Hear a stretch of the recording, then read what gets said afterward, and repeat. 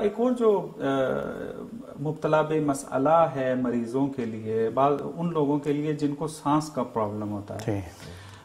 وہ روزہ اگر رکھ رہے ہوتے ہیں تو وہ ایک مشین بھی یوز کرتے ہیں سانس کے لیے، تو ان کے لیے کیا حکم آیا؟ وہ استعمال کر سکتے ہیں یا نہیں کر سکتے؟ بہت ساری چیزیں اس کے اندر میڈیکل کے حوالے سے ہم کھول سکتے، صرف انہیلر نہیں۔ انہیلر ایک ڈیوائس ہوتی ہے جس کو منہ کے اندر اس طرح سے تقریباً ایل شیپ کی ہوتی ہے، منہ میں رکھتے ہیں، اس کا دباتے ہیں، اس کے ذریعے سے پریشر آتا ہے اور سانس کی نالی کھل جاتی ہے۔ تو آغا سیستانی فرماتے ہیں اس کے اندر ایک خاص قید لگاتے ہیں وہ کہ اگر یہ انہیلر کا جو بھی میٹیریل آپ نے ڈالا اور اس کے پریشر کے ذریعے سے سانس کی نالی کھل گئی تو سانس کی نالی کی حد تک تو ٹھیک ہے،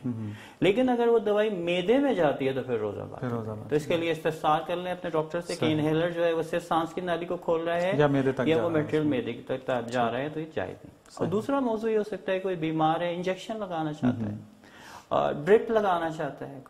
کوئی وہ کہتا ہے میں بہت کمزور ہوں جی، کوئی کوئی طاقتور انجیکشن لگوانا چاہتا ہوں یا ڈرپ چلانا چاہتا ہوں میں تاکہ میں روزے کو برقرار رکھ سکوں، تو اس میں دو مراجع ہیں، آیت اللہ خامنہئی حفظہ اللہ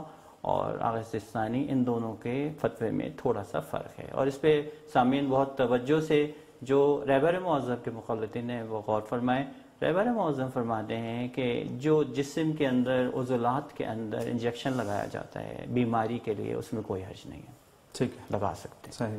لیکن اگر طاقت کا انجیکشن لگا رہے ہیں تو وہ جسم کے اندر بھی ہو تو جائز،